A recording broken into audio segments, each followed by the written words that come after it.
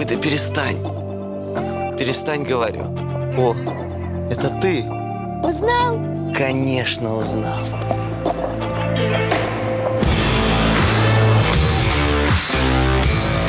Премиальный мир с картой MasterCard не забудешь. Добро пожаловать в реальный. А за премиальный пошли монетку бросать. Пошли. Ай, погодка так и шепчет. Пошли к черту. Всем привет, это Орел и Решка Чудеса Света. Доброе утро! И оно действительно доброе, ведь мы в Испании, а значит и вы тоже. Мы с Антоном должны не просто найти чудо света, мы должны совершить его. И мы пройдем легендарный паломнический маршрут «Путь святого Иакова». Все, давай подкидывай монетку и узнаем, у кого будут мозоли от вечной ходьбы, а кто будет просто с безлимитной картой. Орел. Решка!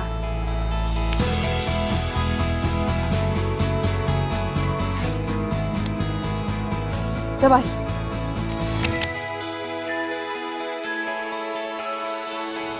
Я же говорила, Бог любит меня! Я богатая! Когда тебе станет стыдно? В мире больше 28 миллионов богов. Какой конкретно тебя любит? Ну все, уйду в туман. Путь святого Иакова – один из древнейших и самых популярных пешеходных маршрутов мира. И это не один маршрут, а целая сеть дорог, которые ведут в город Сантьяго-де-Компостела. За 10 веков по этим тропам прошли миллионы людей из разных уголков света и с разными целями. Кто-то здесь очищается от грехов, кто-то уходит от суеты, а кто-то просто бросает вызов своей выносливости. Сегодня и наши ножки добрались до этого легендарного маршрута.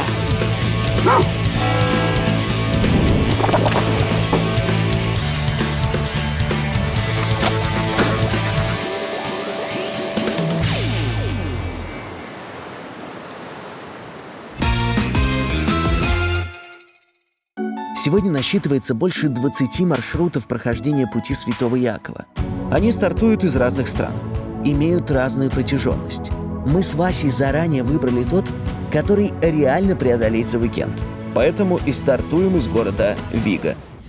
Но даже на святом пути без местной валюты никуда. Так как в Европе доллары не в ходу, я заранее поменял их на евро. Получилось 85,47. Я дотошный. Теперь нужно добраться до города, откуда и начну свой путь. Способов несколько.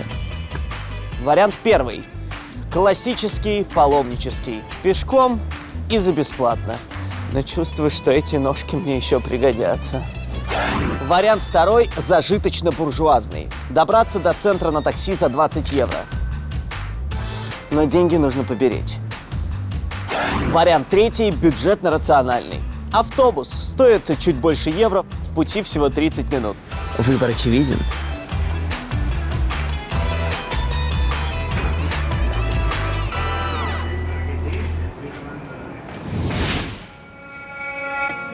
Все, кто ставит себе за цель пройти путь святого Иакова, называют себя либо паломниками, либо пилигримами. Если вы не знаете значение этого слова, путешественник или странник. Так вот, благодаря безлимитной карте этот уикенд я проведу как суперкрутой, модный, современный пилигрим 21 века. И поэтому я арендовала себе вот этого красавчика! Но я, конечно же, уже слышу ваши крики, визги, возгласы. Зачем тебе тачка? Ведь путь святого Иакова надо проходить пешком. Ну, это, конечно, резонное замечание. Но вы представьте, а вот если мне, я не знаю, голову напечет, кирпич упадет с неба, ну или я просто, в конце концов, ногу подверну, стану, тогда мне поможет вот этот вот, еще один красавчик. Итак, моя команда для прохождения пути святого Иакова.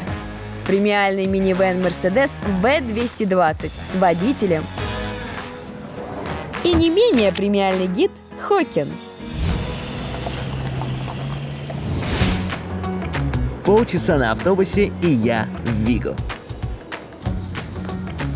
Ох, походим. Город Виго, где я сейчас нахожусь, как раз-таки в 100 километрах от Сантьяго-де-Компостела, финальной точки маршрута.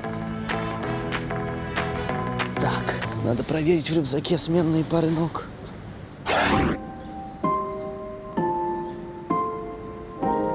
Что же вообще представляет собой путь святого Иакова?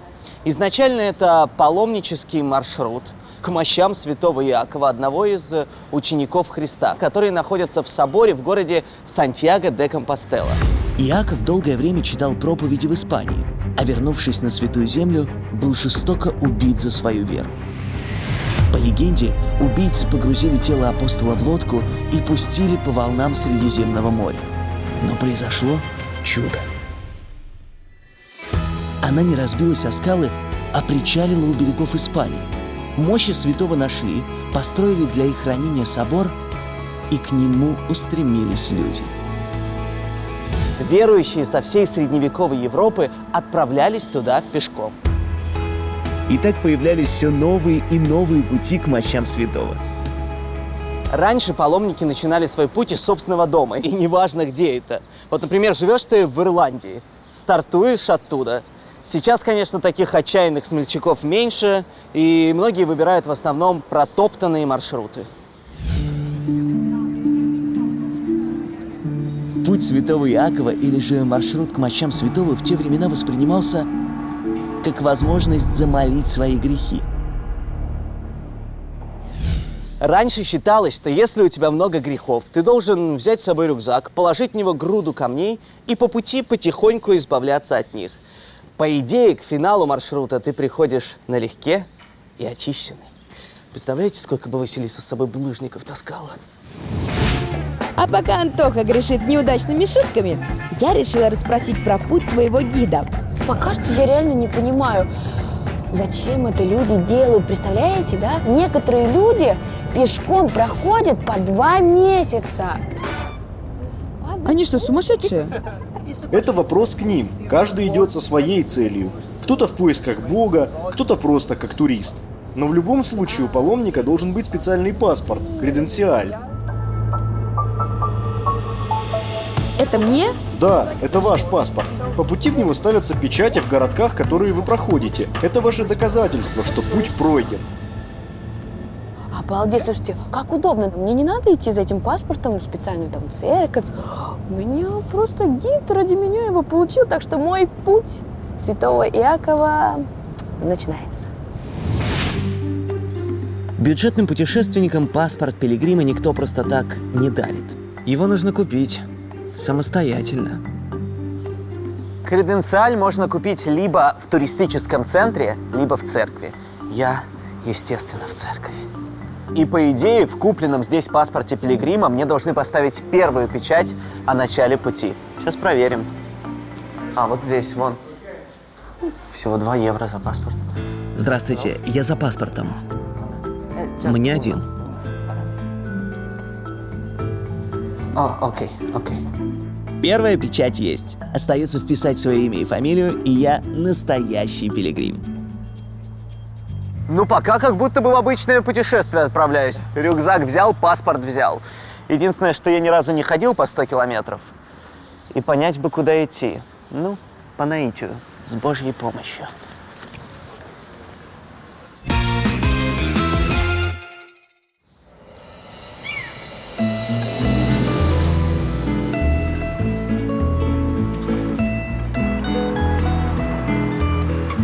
Прежде чем отправиться в путь, Нужно обязательно закупиться едой перед дорогой, потому что черт его знает, когда я в следующий раз поем.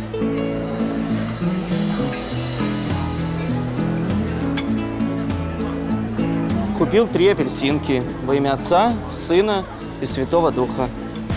еду купил по принципу «много места не занимает» и можно есть прямо на ходу.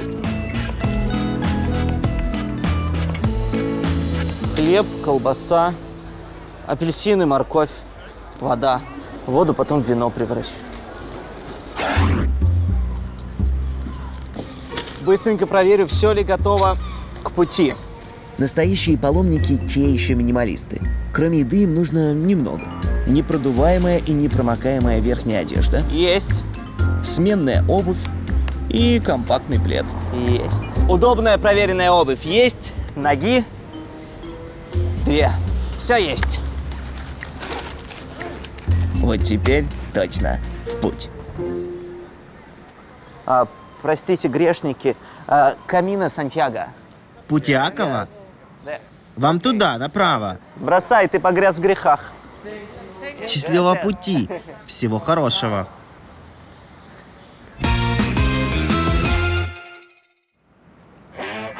Пока мы ехали в машине, мой гид рассказал, что до недавнего времени путь Святого Иакова засчитывался, если ты пешком пройдешь 100 километров, либо проедешь его на велосипеде, 200 километров. Но с недавнего времени путь Святого Иакова засчитывается, если ты даже пройдешь его по воде. Поэтому для пилигрима с безлимитной картой это прекрасные новости. Белоснежная красотка, я иду к тебе. Здравствуйте, вы мой капитан? Да, я капитан. Добро пожаловать на яхту.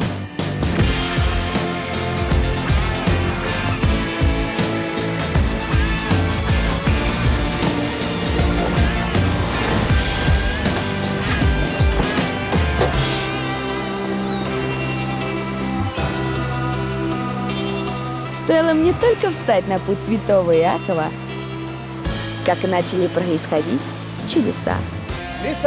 Ау! Там дельфины? Долфинс! Там где-то дельфины плавают! Обалдеть! Игорь, боже мой, вон они! 4 штуки! Боже мой, вот это удача! Мне на пути Святого Иакова встретились самые крутые пилигримы! Дельфины! Вау! Прям целая маленькая стая! Слушайте, вот чудеса! Хоть на секундочку, хоть на маленький моментик, но я увидела дельфинов. Мне кажется, это благословение моего пути.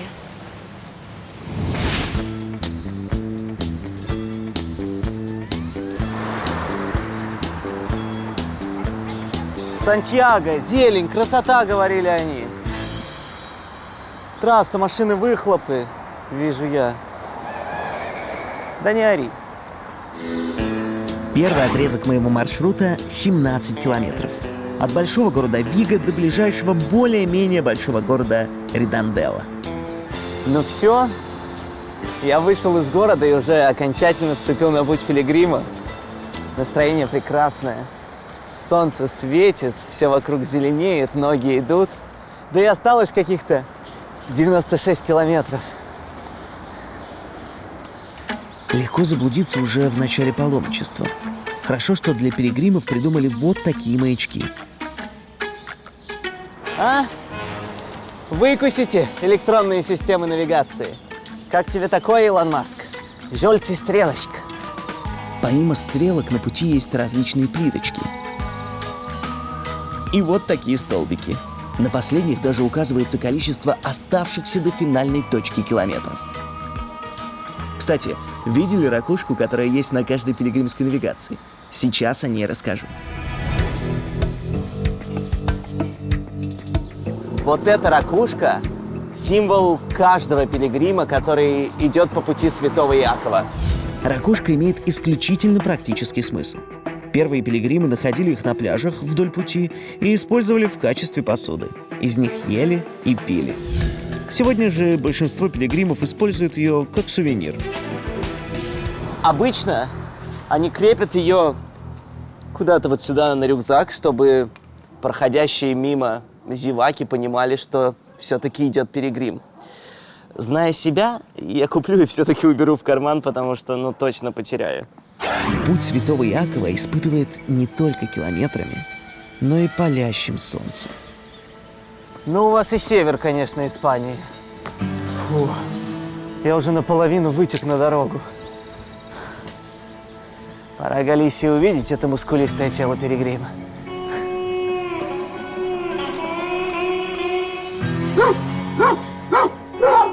Я тоже рад вам, парни. Облаяли, как настоящего грешника. Ведете себя, как собаки.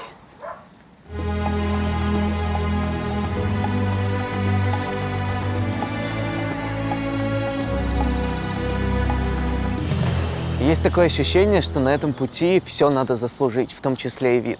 Сначала ты идешь по довольно серой, однообразной трассе, вдыхая пары машин, а потом потихонечку все вокруг становится зеленее, появляются деревья, растения, и ты понимаешь, что вот, какой-то отрезок пути ты уже прошел, и природа тебя вознаградила.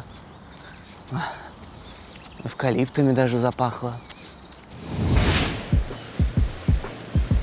А у меня запахло вкусненьким.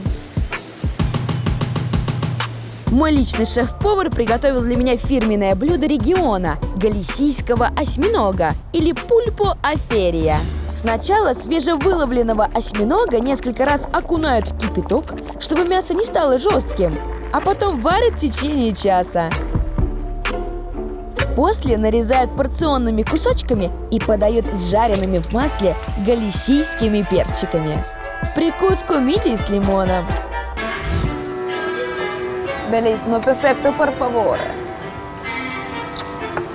Муа!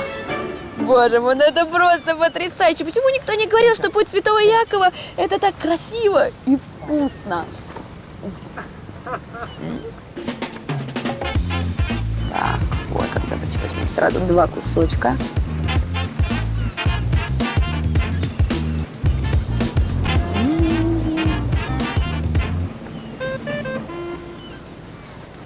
Слушайте, не случайно шеф-повар стоял так долго и ждал моей реакции, потому что он знал, что реакция моя будет только счастливая улыбка на лице.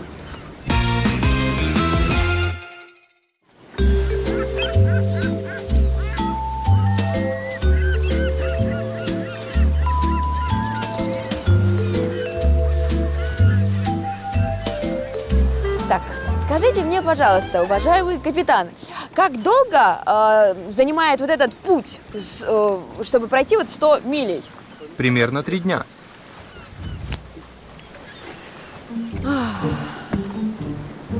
Это же быстрая яхта! Может, включим мотор? Мы не можем включить мотор. Путь по воде засчитывается только если пройти его под парусом, по ветру. Почему мне это никто не сказал, а? И, пожалуйста, остановите где-нибудь вот у какого-нибудь порта, да? А его на... Мне нужно поставить штамп. Окей? Хорошо, как скажете. Добрый день. Мистер, сеньор! Мне нужен штамп. Сюда? Да. Вот и первый штампик в моем паспорте пилигрима.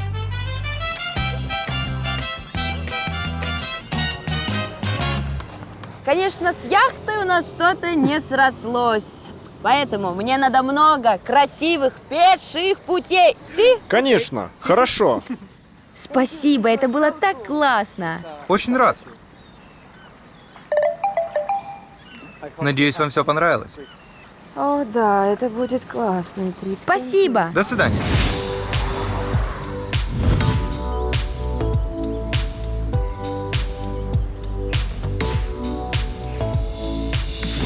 А я тем временем добрел до городка Риданделла, где собираюсь поставить свою вторую за сегодня печать. Так, церковь в городе нашел. Самое время ставить печать. Квест продолжается. Девчонки, я с вами. Я за штампом.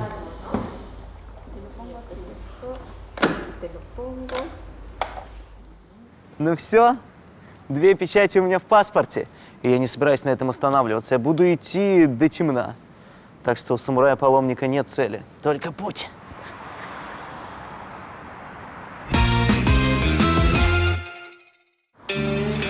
Из интереса и я все-таки решила пройтись.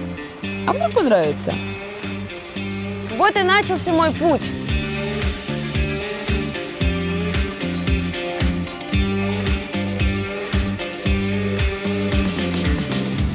Начинаю уставать. Это солнце.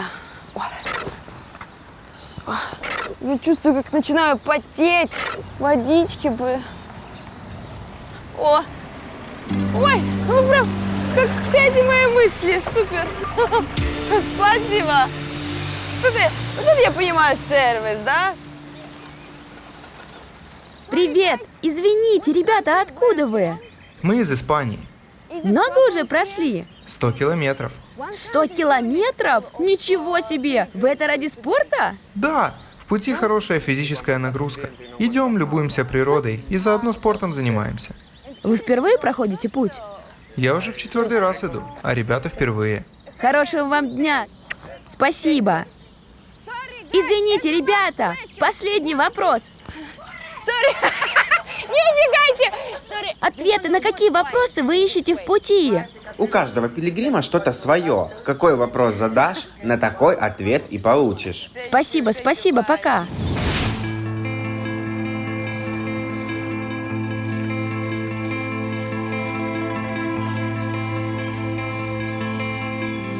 Здорово, конечно, что вокруг меняются ландшафты, но уже становится тяжеловато. Вы когда-нибудь задумывались, как здорово лежать, сидеть?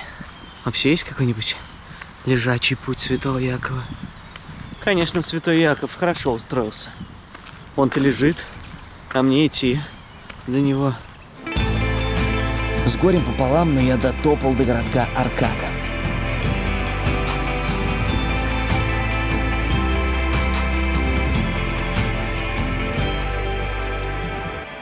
Такие городки, как Аркады, встречаются на пути пилигрима каждые 30 километров. И это очень упрощает жизнь, потому что тут можно найти ночлег, перекусить, да и просто передохнуть. Аркада — это даже не город, это такая уютная двухэтажная деревушка, раскинувшаяся на берегу живописной бухты. Здесь живут всего 5000 человек, и их главное занятие — выращивать устриц и кормить ими уставших пилигримов.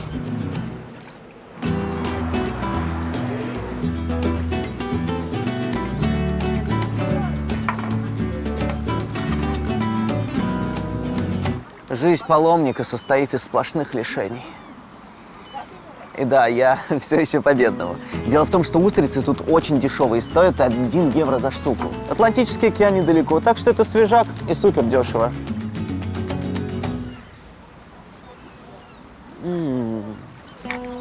Божественный вкус, они свеженькие. У меня еще вот с этим кисленьким лимончиком. Да еще немножко с морской водичкой. Это самая элитарная жижа на свете, устрица. Мне кажется, это идеальное окончание такого длинного, бесконечного дня. Можно наконец-то присесть, выдохнуть, расслабить ноги и просто наслаждаться.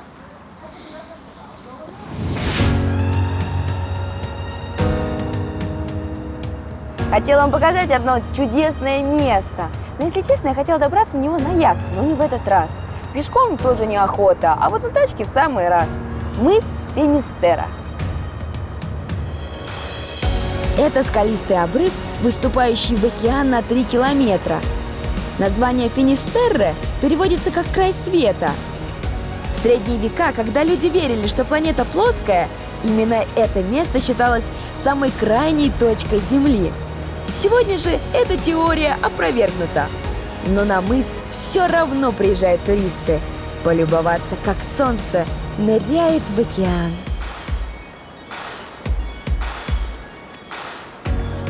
Кстати, к пилигримам мыс Финистерре тоже имеет отношение. На протяжении нескольких веков многие путешественники, преодолевшие путь святого Иакова, приходили именно сюда. Потому что где еще, как не здесь, начать новую жизнь?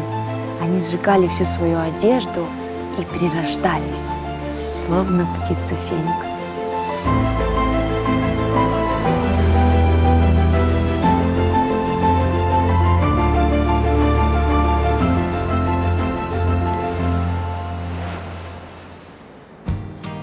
Если вы мечтаете о последней версии смарт-часов, показываю, как это сделать. Как раз хочу себе обновить.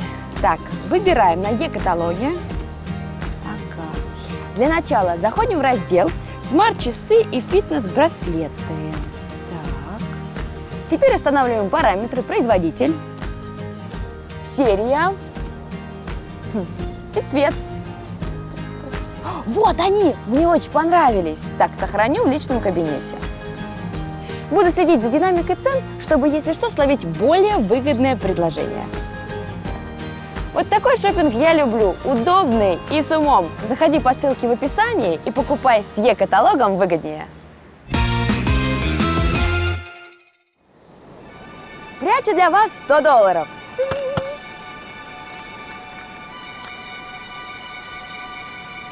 Координаты заветной бутылки со $100 на пути Святого Иакова.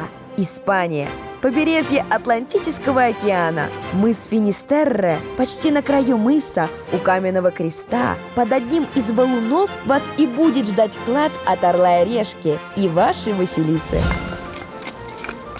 Удачи!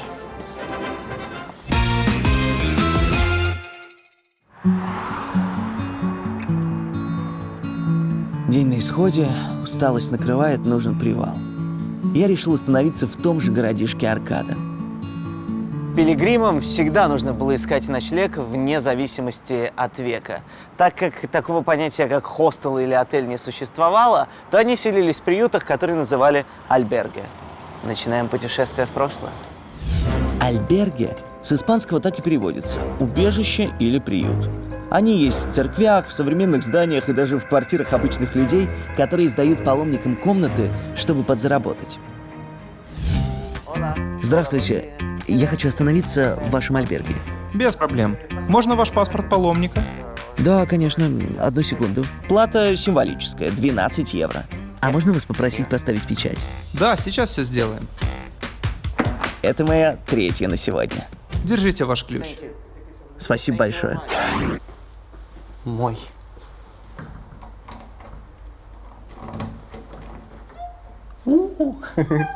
Мой номер – это шкаф-купе. Еще и рядом с туалетом. Я живу на боковушке у туалета. Классика. Там никого нет, так что можем заходить. Беру слова обратно. Это не шкаф-купе. Это просто купе. Ну, аскетично. Но все есть. Вон, матрас есть, подушка, покрывало, полотенце. Вон даже интимная зона. Как раз для того, чтобы паломник быстренько уснул, с утра проснулся и давай шагать дальше, топтать испанский чернозем. Я хоть и немного сегодня пешком прошла, но тоже прилично подустала. Поэтому заночую прямо здесь, на мысе. В середине 19 века на мысе Финистерре был построен маяк, который указывал путь кораблям. Этот маяк работает до сих пор. Но самое интересное, что прямо рядом с маяком есть дом, в котором обустроили классный отель для таких состоятельных, как я, пилигримов. Здравствуйте! Добрый вечер. Добро пожаловать в отель Семафора. Я могу остановиться в вашем отеле на ночь? Да, конечно. Ваша комната на 2-м этаже. Вот здесь указан номер. Спасибо. Буду жить на маяке. Мой номер оформлен в морском стиле. Канаты, натуральное дерево и огромная карта мира. Вот посмотрите, я прям нахожусь. Вот он, наш мыс де Финистерре. Вот, смотрите, здесь даже дверь, как в морской каюте. Можно подсматривать. Ну, а ванная, тут, слава богу, не как на корабле. Есть все, что нужно. Вон, даже тапочки. Прописал свои планы на завтра. Думаю, для разнообразия походить. Если серьезно, я прошел всего 20 с лишним километров. А пилигримы это каждый день и в течение нескольких недель. Как у них сил хватает. Так, главное, по привычке не начать ходить во сне. Все, я в душ, а вы спать. Давай, спать.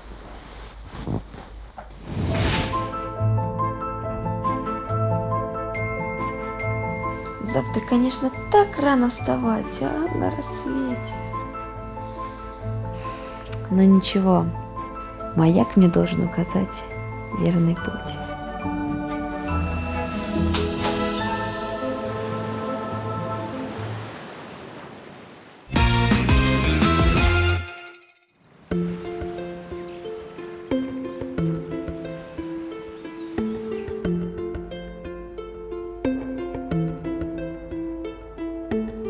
Я, как истинный пилигрим, встаю с рассветом. Пару шагов, и они уже считаются.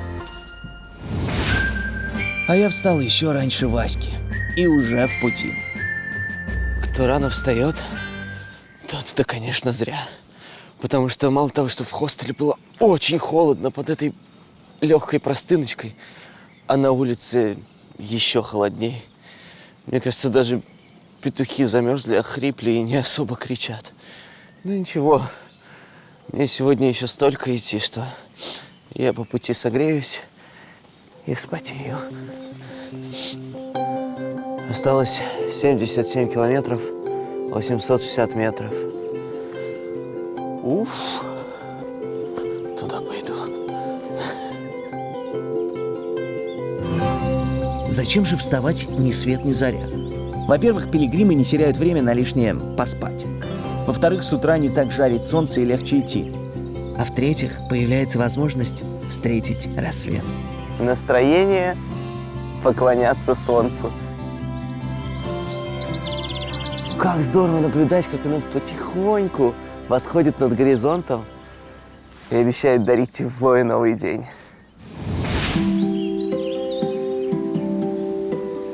И я уже в пути. Иду и завтракаю, ведь благодаря моему вип-обслуживанию я это могу делать прямо на ходу. Спасибо, Господи, спасибо и моей безлимитной карточке.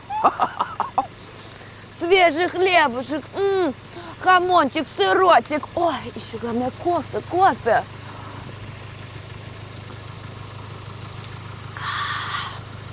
Вот теперь прекрасное утро.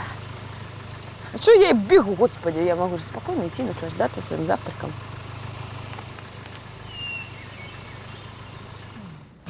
Говорят, путь Святого Якова не из легких. Но в этот уикенд я знаю, как его облегчить, ведь со мной моя премиальная карта. С ней я могу комфортно путешествовать и оплачивать любые услуги в любой точке мира. И причем всегда быть уверенной в сохранности своих счетов, ведь оплата с MasterCard – это не только удобно, но и надежно.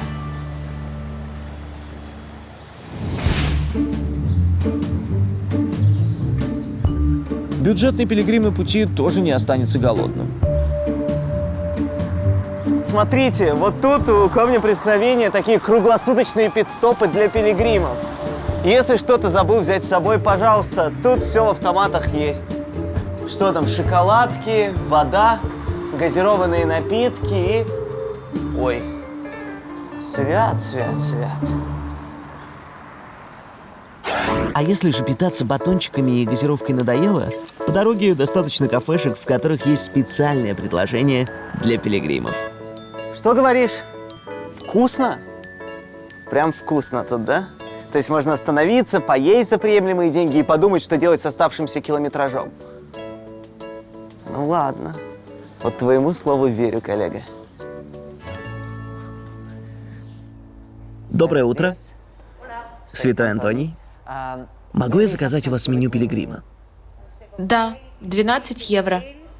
Слушайте, ну за первое, второе, еще и напиток 12 евро. Да по-божески. В придачу штамп в паспорт.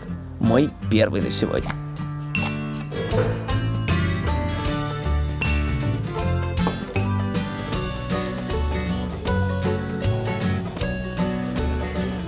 Кстати, очень нежная рыба.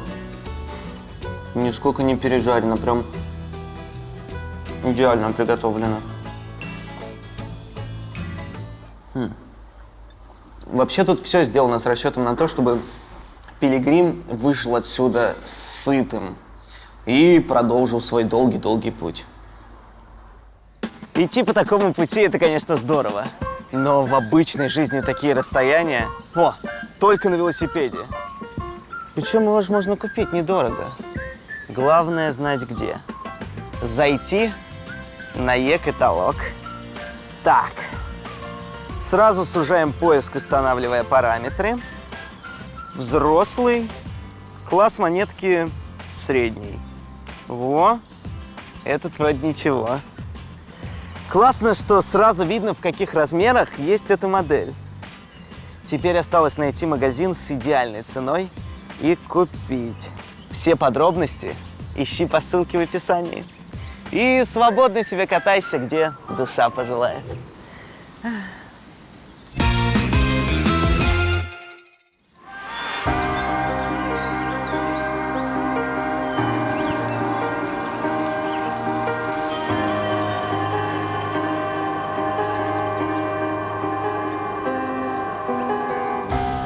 Моих ножек хватило ненадолго. Воспользуюсь чужими. Хокин, мне нужен конь. Конь? Да. Без проблем. Да, это тоже один из официальных способов прохождения пути. Вот, этот конь для тебя. Красавчик! Ой, какой ты сладенький пирожочек, мой буцефальчик. Лошади меня не очень любят. Ладно, давай, с тобой, я думаю, все будет по-другому. Может быть, ты именно тот конь, который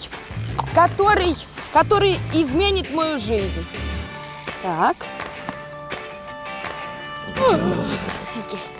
Оп. Куда она меня ведет, непонятно. Ладно, я хочу замолить все свои грехи. Пойдем, лошадка. Все, гоу!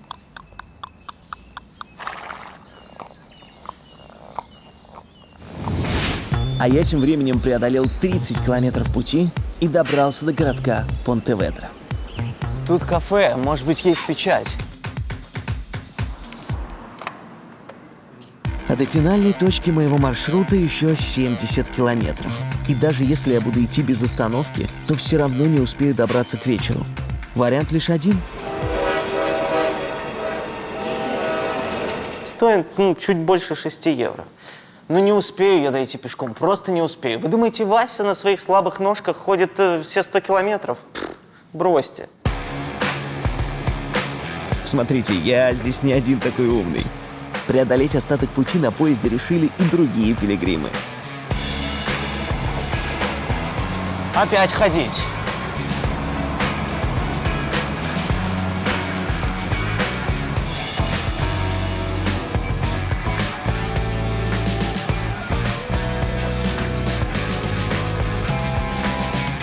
Все штампы у меня есть. Ну, в Сантьяго мне поставят последний вопрос. Поверят ли мне, что я за полдня прошел такое большое расстояние? Хотя, что им остается, кроме веры? Так, чтобы заглушить муки совести, я пошел ходить.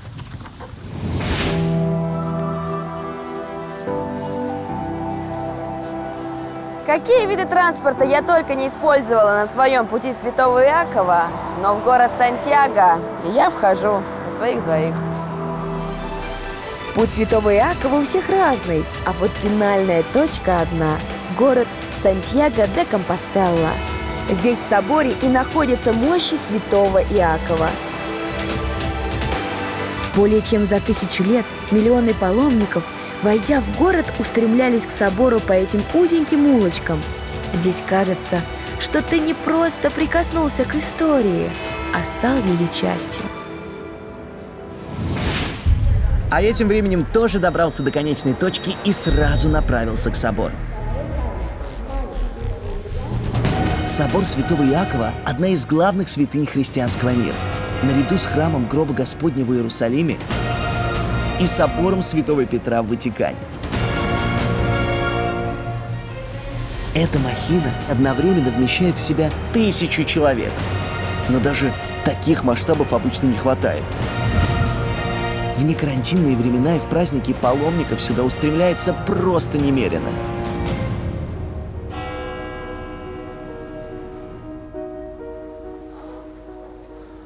Слушайте, ну конечно, паломник после нескольких дней, недель или даже месяцев пути, зайдя сюда, будет поражен величием и монументальностью. Я думаю, на это и рассчитано.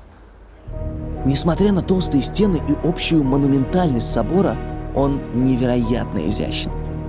Повсюду резные колонны, огромные керамические ангелы в сверкающих одеждах и в самом центре величественная статуя самого Иакова на золотом троне. Но главная святыня все же скрыта от глаз туристов. Ну вот, собственно, здесь, вниз по ступенькам, и хранится главная святыня храма и финальная точка пути святого Якова, мощи святого Якова.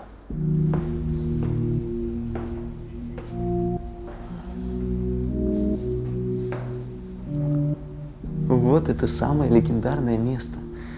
Представляете, насколько оно вообще заряжено энергией, как верующих людей, так и тех, кто просто доказал себе, что да, я смог, я прошел этот путь, и у меня получилось. Святой Яков, так себе святой Антоний. Будем знакомы.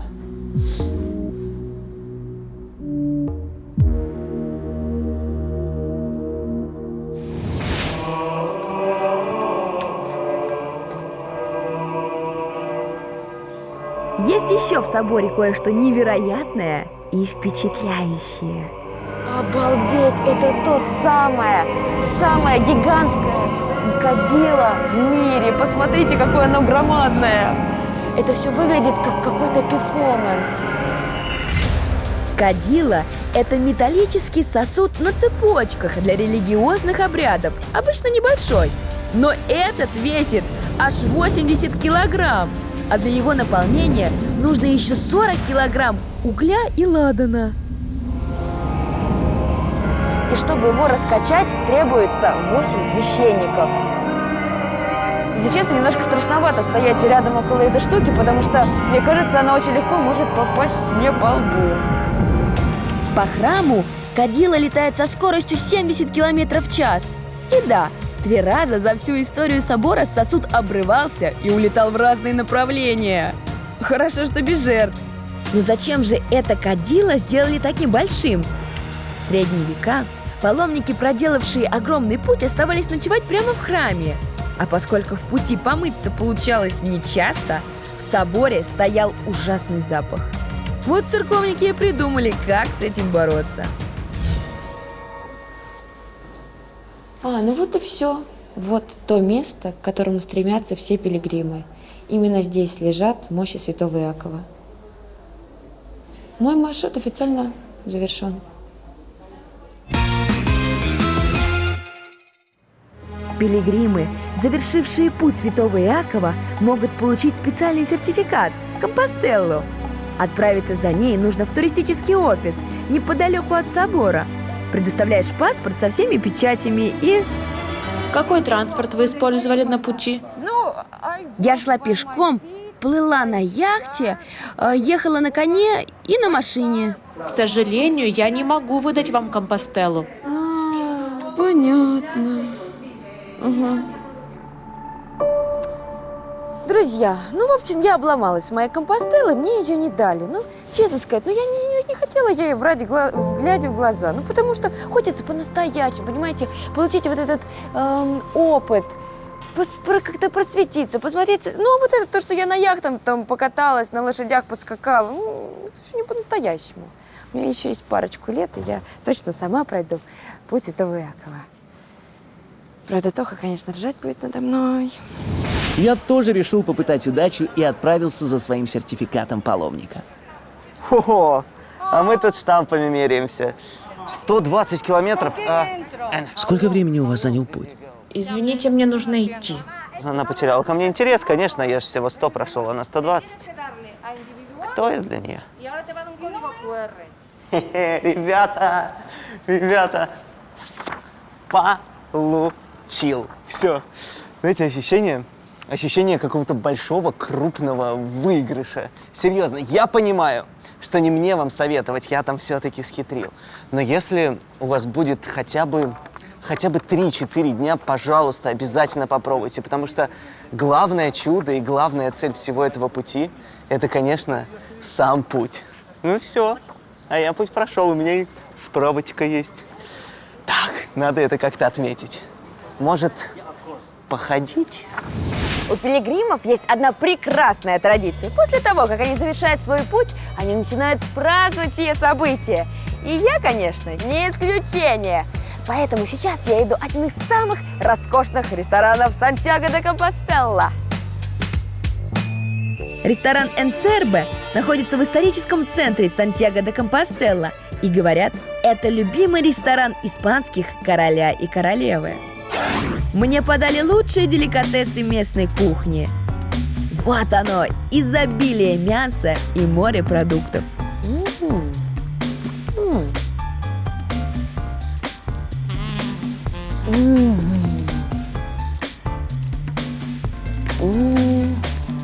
Все, я больше не могу.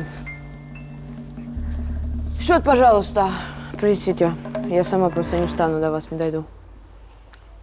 Спасибо, это было незабываемо.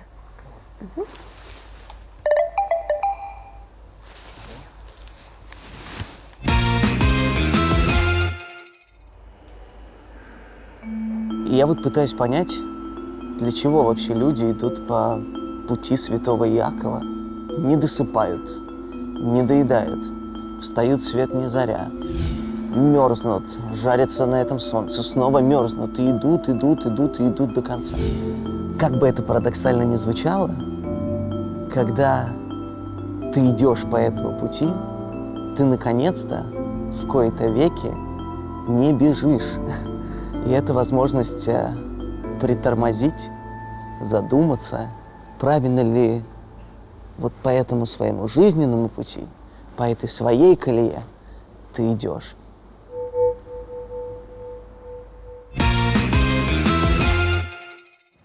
Будем откровенны. Отправляясь сюда, мы сомневались, что целый уикенд в пути – это классная затея. Уже становится тяжеловато. Но оказалось, что, проходя путь святого Иакова, правда можно перезагрузиться. Вот и начался мой путь. Испытать ни с чем не сравнимые эмоции Ощущение какого-то большого, крупного выигрыша. И провести один из лучших уикендов в жизни. Там где-то дельфины плавают. Обалдеть! Как тебе такое, Илон Маск? Жольте стрелочка. Bellissimo, perfetto, por favore. Облаяли, как настоящего грешника. Ой, какой ты сладенький пирожочек, мой буцефальчик. Воду потом в вино превращу. Счастливая улыбка на лице. Свят, свят, свят. Мой маршрут официально завершен.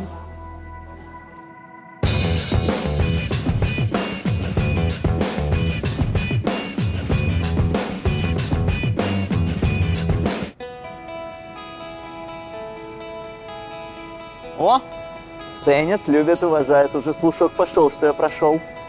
Ай, ну, молодец, да, святой Яков? Сам лежит, а нам иди. В рамочку порежь. Антошка, я пришла.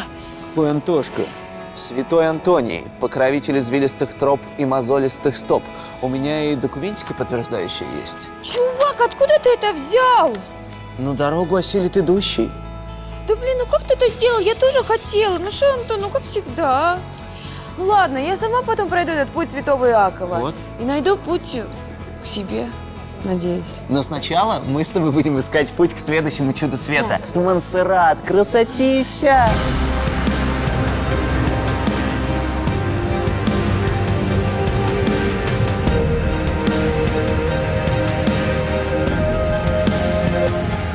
Полетели. Ну как полетели? Давай по старой доброй традиции, пешочком. Я посмотрел в интернете, там всего 1031 километр. Пошли. Слушай, ну теперь никто не смеет тебя в комментариях называть сумасшедшей. После этого пути ты блаженная. Блаженная. Запомни и так им отвечай.